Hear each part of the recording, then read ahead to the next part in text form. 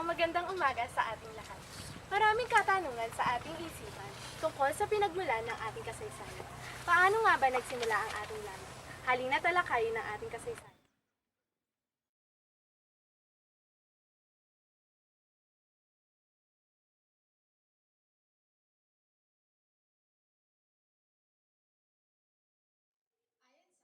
Sayang mundo, ang taong Tabon ang unang nanirahan sa Pilipinas noong 22,000 years ago. Ang taong Tabon ay nahukay sa kuweba ng Tabon sa Palawan noong 1962, 22,000 years ago. Ito ay isang fossils na bungo. Nahukay ito kasama ng mga gamit nila. Ang mga taong Tabon ay halos kapareho ng ating pangangatawan. Ang kanilang utak ay katulad din natin. Ang kanilang itsura ay mataas na noo na hindi gaano matambok, maliit ang mga ngipin at maliit na baba na nakausli. Maunlad sila sa mga kagamitan tulad ng lanseta. Ang taong Tabon ay tinatawag na din na nakakatandang marunong na tao dahil marunong na sila mag-isip at alamin ang mga nangyayari sa kanilang kapaligiran. Noong 2007 lamang natagpuan ng mga sayentipiko ang isang metatarsal o buto sa paa ng isang tao. Natagpuan ito sa kuweba ng Cagayan. Arman Salvador Mijares ang manliliksik na nakadiskubre ng fossils ng Calauman sa sinasabing nabuhay noong 67,000 BC. Ayon sa migration theory, may tatlong pangkat na nanirahan sa Pilipinas at ang unang pangkat ay ang Negrito. Ang mga Negrito ay nanggaling sa Borneo at tumawid sa pamagitan ng tulay na lupa para makarating sa Palawan. At alam niyo ba na ang mga Negrito ang pinakamagaling sa larangan ng pamamana at paggamot sa pamamagitan ng damo sa buong mundo? Ang kanilang bahay ay gawa sa sanga ng punong kahoy at mga dahong mula sa gubat. At nabuhay sila sa pamamagitan ng pangangaso, pangingista at paghanap ng mga halamang gamot. At bahagang kanilang kasuotan. Ito ang sapantaha sapagkat pinaniniwala ang hindi marunong ang mga Negrito sa larangan ng pamamangka at paglalakbay sa katubigan. Makulay din ang kanilang kultura sa paniniwala sa mga agimat, paggawa ng gayuma at pag-aalay ng tao at hayop. Pangalawang pangkat na nirahan sa Pilipinas ay ang Indonesian, na dumating noong 5,000 to 6,000 BC taon na nakaraan. Sila ang unang nakarating sa Pilipinas sa pamamagitan ng pagtawid sa dagat.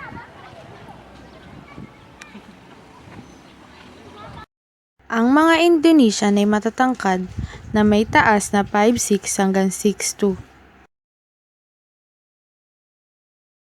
Ayon kay Henry Otley Beyer, may dalawang grupo ng Indonesian na namalagi sa Pilipinas. Ang unang grupo ay dumating noong 3,000 hanggang 4,000 BC years ago. Ang kanilang hitsura ay matatangkad, matipuno, medyo maputi, manipis na labi at matangos na ilong. Ang pangalawang grupo ay dumating noong 1,000 hanggang 5,000 BC years ago. Sila ay maliliit, malaking pangangatawan, maitim, makapal na labi at malaking ilong. At sinasabing ang mga Indonesian ay mas sibilisado kaysa sa mga Negrito dahil sila ay kabilang sa panahon ng Bagong Bato. At ang pangatlong pangkat na nanirahan dito sa Pilipinas ay ang Malay. May tatlong pangkat ng Malay. Ang unang pangkat ay ang mga Bontocs, Ilongots at Tingian sa Hilagang Luzon.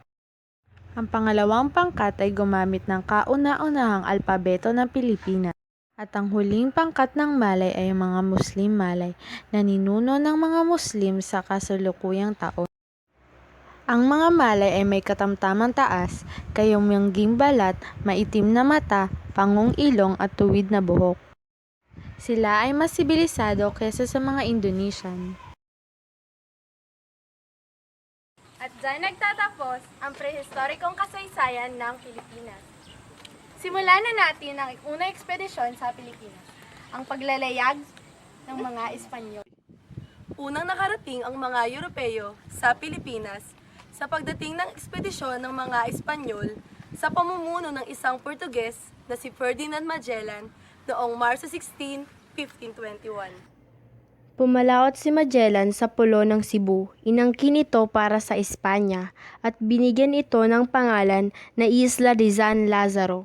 Magiliw siyang nakipag-ugnayan sa ilang mga lokal na dato. Nagdaos pa sila ng tradisyonal na sandugo kung saan pinalalabas ang dugo sa braso, inihahalo sa tubig o alak at iniinom nilang magkasama. Sa ganitong paraan, ang dugo ng kasama niya ay nasa kanyang mga ugat na ginawa silang magkapatid sa dugo, isang sagrado at hindi pwedeng ipagwalambisa na kasunduan. Nakumbinsi pa ni Magellan na maging Kristiyano. Nagawa niya itong gawin kay Humabo ng Cebu. Dahil sa Kristyanismo, ginagalang ng mga bata ang mga matatanda. Ito ang nag-engganyo sa conversion dahil noong panahong iyon ay hindi iginalang ng mga bata ang mga matatanda dahil wala na silang nagagawang mabuti sa tribo. Ang mga kabataan ang naguutos sa mga matatanda. Nagpakita ito ng isang mahalagang pangyayari sa kasaysayan ng Pilipinas. Nagwagi si Magellan laban kay Humabon sa pamamagitan ng pagdadala ng bagong kultura na nagpapahalaga sa dignidad ng tao. Ngunit napatay si Ferdinand Magellan ng pangkat ni Lapu-Lapu na tumutol sa pamamahala ng Espanya. Hinamon ni Magellan si Lapu-Lapu sa isang labanan upang ipakita kung paano lumaban ang mga Europeo. May tatlong dahilan kung bakit natalo si Magellan laban kay Lapu-Lapu. Una, hindi siya nagpadala ng tauhan upang suriin ang lugar. Pangalawa, binalaan ang kalaban na aatake na siya. At pangatlo, pumayag siyang mas maraming tribo ang lumaban sa kanyang mga tauhan.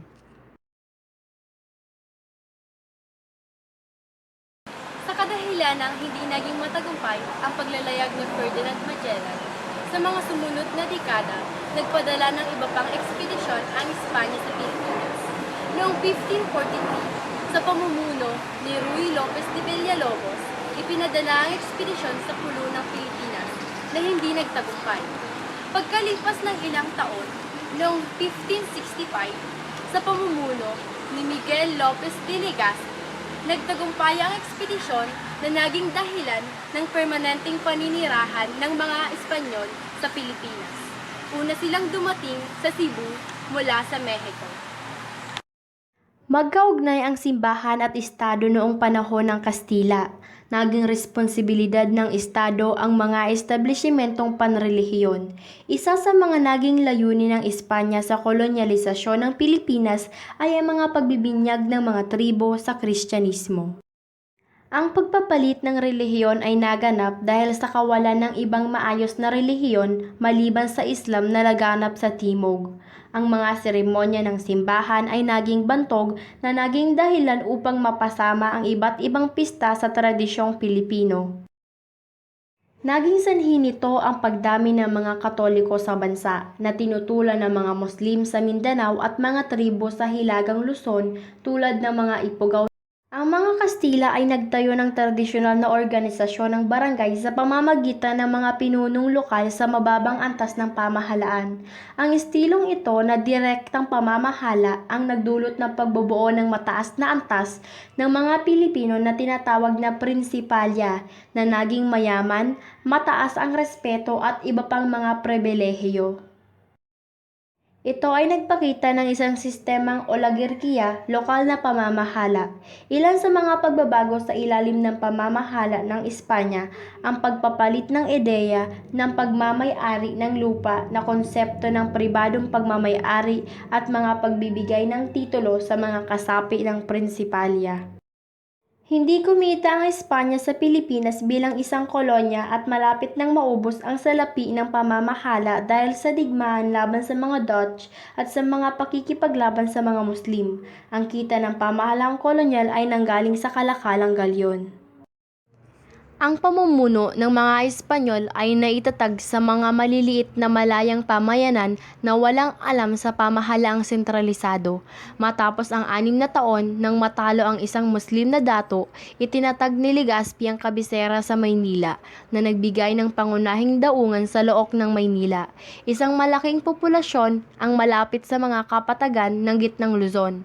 Naging sentro ng pamahalaang kolonyal ang Maynila, pati na rin ang aktibidad na pangmilitar, pangrelihiyon at pangkalakalan. Naglayag ang mga bantog na galyon sa pagitan ng Maynila at Acapulco, Mexico. Dinala nila ang pilak at ilang mahalagang metal mula sa Bagong Mundo sa Maynila upang bumili ng mga pampalasa mula sa Moluccas at ang porselana, ivory, lacquerware at seda mula sa China at Timog Silangang Asya. Bagamat ginagamit ang mga ito sa Mexico, karamihan sa mga kalakal ang dinala sa Espanya upang ipagbili sa Europa. Ang Pilipinas ay naging lalawigan ng Nueva España hanggang 1821 nang makamit ng mga Mehiko ang kalayaan. Ang pananakop sa kapuluan ay nagtagumpay na walang pakikipaglaban maliban sa mga Muslim. Naging problema ng mga Kastila ang pakikipaglaban ng mga Muslim sa Mindanao at Sulu bilang sagot sa pag-atake ng mga Espanyol sa mga Muslim at kanilang mga kakampi. Sinalakay nila ang lugar sa Luzon at Visayas na nasa ilalim ng pamamahala ng mga Espanyol. Naglungsad ang mga Kastila ng mga kampanya laban sa mga Muslim, ngunit wala itong naging tiyak na resulta hanggang sa gitna ng ika-19 na siglo. Ang sandaliang pananakop ng mga Ingles ang nagpahinak sa kapangyarihan ng Espanya at nagdulot ng mga rebelyon at mga demyenda para sa kalayaan. Ang pagbubukas ng Kanal Suez noong 1869 ay nagpaikli ng panahon ng paglalayag patungong Espanya. Naging sanhi ito ng pagdami ng mga ilustrado na naging kasama ng mga Creoles, isang mataas na antas ng mga Pilipino. Sapagkat maraming mga kabataang Pilipino ang nakapag-aral sa Europa, itinatag ng mga ilustrado ang kilusang propaganda noong 1882. Naging layunin ng kilusang propaganda ang pagbabalik ng representasyon ng Pilipinas sa Kongreso ng Espanya, Spanish Cortes, ilang reforma at hindi nagtagal ang kalayaan ng bansa. Si Jose Rizal ang pinakamatalino at pinakaradikal na ilustrado noong panahong iyon. Ang nagsulat ng mga nobelang Noli Me Tangere at ang El Filibusterismo na naging inspirasyon upang matamo ang kalayaan. Noong 1892, itinatag ni Andres Bonifacio ang kataas-taasang kagalang-galangang katipunan ng mga anak ng bayan. Naitapos na nating talakayin ang kolonya ng Espanya at inagtalakayin ng mga pangyayari matapos ang pagbagsak ng Espanya. Noong 1933, ipinasa ng Kongreso ng Estados Unidos ang Batas Haare-Hawes-Cutting bilang batas na kalayaan ng Pilipinas. Kahit ang batas na ito ay binuo sa tulong ng isang komisyon mula sa Pilipinas, tinutulan ito ng Pangulo ng Senado, si Manuel L. Quezon, dahil sa probisyon nitong manatili ang kontrol ng Estados Unidos sa mga base militar sa bansa. Sa ilalim ng kanyang impluwensya, tinutulan ito ng lehislatura ng isang konstitusyon ng binuo noong 1934 na pinagtibay sa isang plebisito noong sumunod na taon. Noong Mayo 14, 1935, isang halalan ang ginanap upang punan ang bagong tatag na posisyon ng Pangulo ng Commonwealth na napanalunan ni Manuel L. Quezon ng Partidong Nasyonalista at tinatag ang isang Pilipinong pamahalaan na binabase sa mga prinsipyo ng Konstitusyon ng Estados Unidos. Pananakop ng mga Hapones sa Pilipinas. Naglungsad ang bansang Hapon ng isang sorpresang pag-atake sa Clark Air Base sa Pampanga noong Disyembre 8, 1941. Halos 10 oras lamang matapos ang pag-atake sa Pearl Harbor. Ang pagbobomba sa pamamagitan ng paggamit ng mga eroplano ay sinundan ng pagdating ng mga sundalong Hapones sa Luzon. Ang hukbo ng mga Pilipino at Amerikanong sundalo ay pinumunuan ni General Douglas MacArthur. Dahil sa pagdami ng mga kalabang dumarating sa bansa, lumikas sa mga hukbong Pilipino at Amerikano sa Bataan at sa Pulo ng Corregidor. Ang Maynila na idineklarang bukas na lungsod o open city upang maiwasan ang pagwasak nito, ngunit naging pasaway ang mga Hapones at sinalakay pa rin ito. Ito ay pinasok ng mga Hapones noong 2 ng Enero 1942. Nagpatuloy ang pagtatanggol ng mga Pilipino hanggang sa pagsuko ng mga sundalong Pilipino at Amerikano sa Bataan noong Abril 9, 1942 at ang Corregidor noong Mayo 6. Sumama sina Quezon at Osmeña sa mga sundalong patungong Corregidor at hindi nagtagal ay umalis sila patungong Estados Unidos at doon pinamahalaan ang Commonwealth.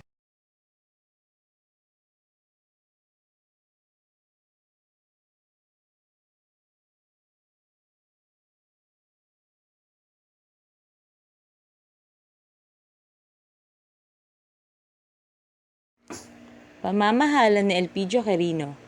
Pinatawad ng administrasyon ni Rojas sa mga taong nakipagtulungan sa mga Hapones noong 2 digmaang pandaigdig, maliban sa mga taong gumawa ng mga marahas na krimen.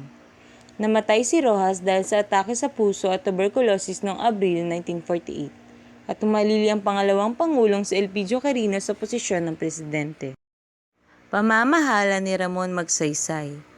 Nahalal si Magsaysay sa pagkapangulo noong 1953 dahil sa popularidad niya sa mga tao. Si Ramon Magsaysay ay nagsimula ng kampanya upang matalo ang mga rebelde sa pamamagitan ng militar at para makuha na rin ang suporta ng pamahalaan mula sa mga mamamayan. Unti-unting kumunti ang mga kampanya ng mga Huk noong dekada 1950s at tuluyang nagwakas ito sa walang kondisyon na pagsuko ni Luis Taruc, pinuno ng mga Huk noong Mayo 1954. Pamamahala ni Carlos Garcia.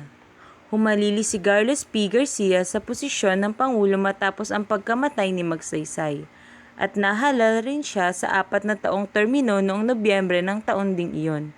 Ipinatupad niya ang patakarang Pilipino muna na nagbibigay ng pagkakataon sa mga Pilipino na malinang ang ekonomiya ng bansa. Pamamahala ni Diosdado Macapagal. Nahalal si Diosdado Macapagal sa pagkapangulo noong halalan ng 1961. Ang panukalang banyaga ni Macapagal ay humingi ng mas malapit na relasyon sa mga kalapit na mga bansa, partikular na ang Malaya, ngayon Malaysia at Indonesia.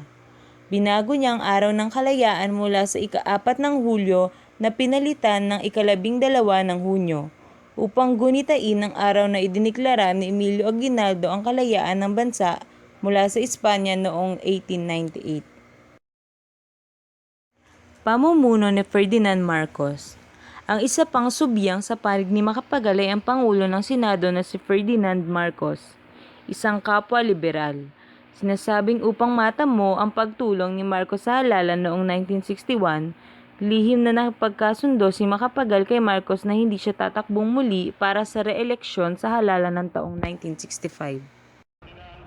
Ika-4 na Republika. Opisyal nang pinatigil ni Marcos ang batas militar noong January 17, 1981. Ngunit pinanatili niya ang kapangyarihan ng pamahalaan sa paghuli at pagkulong. Ang korupsyon at ang kaguluhan sa lipunan ang naging sanhi ng pagbagal at pag-unlad ng ekonomiya sa ilalim ni Marcos, na humina ang kalusugan dahil sa lupus. Idiniklara ng komisyon ng eleksyon ang opisyal na tagabilang ng resulta ng halalan, ang pagkapanalo ni Marcos. Ngunit malaki ang pagkakaiba nito sa bilang ng NAMPREL, isang pinagkakatiwalaang tagabantay ng halalan. Tinutulan ni Corazon Aquino at ng kanyang mga taga-suporta ang maling resulta ng halalan. Hindi rin kinilala ng mga dayuhang taga-masid kasama ang delegasyon ng Estados Unidos ang opisyal na resulta. Sa pagkabigo ng pag-asa ni Marcos sa pagiging kandidato ng Partidong Liberal sa pagkapangulo at sa dahilang naanyayang sumama sa Partidong Nasyonalista at samantalahin ang pagkakataon ng kumbensyon ng mga nasyonalista ay iniwan niya ang Partidong Liberal at sumapi sa Nasyonalista. Nagwagi si Marcos sa kumbensyon at naging opisyal na kandidato sa pagkapangulo. Nahalal muli si Marcos bilang Pangulo noong 1969 na naging unang Pangulo ng Malayang Pilipinas na natamo ang ikalawang termino. Binuo ng Partidong Komunista ng Pilipinas ang bagong hukbong bayan. Nagpatuloy ang pakikipaglaban ng Moro Islamic Liberation Front para sa kalayaan ng Mindanao. Ang isang pagsabog sa pagtitipon ng Partidong Liberal kung saan idiniklara ang kanilang kandidato para sa Senado noong August 21, 1971 ang nagdulot ng pagsuspinde ni Marcos sa writ of habeas corpus na ibinalik niya noong 11 ng Enero 1972 matapos ang protesta ng mga publiko. Dahil sa kawalan ng respeto sa batas at ang banta ng rebelyon ng mga komunista, idiniklara ni Marcos ang batas militar noong September 21, 1972 sa bisa ng proklamasyon bilang 1081. Pamamahala ni Corazon Aquino, ang unang babaeng namuno sa Pilipinas. Bumuo kaagad si Corazon Aquino ng isang revolusyonaryong pamahalaan para maging normal ang sitwasyon na naging batayan ang transitional na Freedom Constitution. Isang bagong saligang batas ang ipinagtibay noong Pebrero 1987. Pamamahala ni Fidel B. Ramos. Noong 1992, nagwagi sa halalan ang kalihim ng tanggulang pambansang si Fidel Ramos. Sa mga unang taon ng kanyang termino, idiniklara niya na mataas niyang prioridad ang nasyonal na rekonsilyasyon at gumawa siya ng koalisyon upang makabangot sa mga hidwaan ng Administrasyong Aquino. Nanalo si Joseph Estrada, isang dating aktor at naging vice-pangulo ni Ramos sa halalan ng pagkapangulo noong 1998. Ipinangako niya sa kanyang kampanya ang pagtulong sa mga mahihirap at paunlarin ang sektor ng agrikultura sa bansa. Pamamahala ni Gloria Macapagal Arroyo. Humalili si Vice-Pangulong Gloria Macapagal Arroyo, ang anak ni Pangulong Diosdado Macapagal sa posisyon ng Pangulo sa araw ng kanyang paglisan.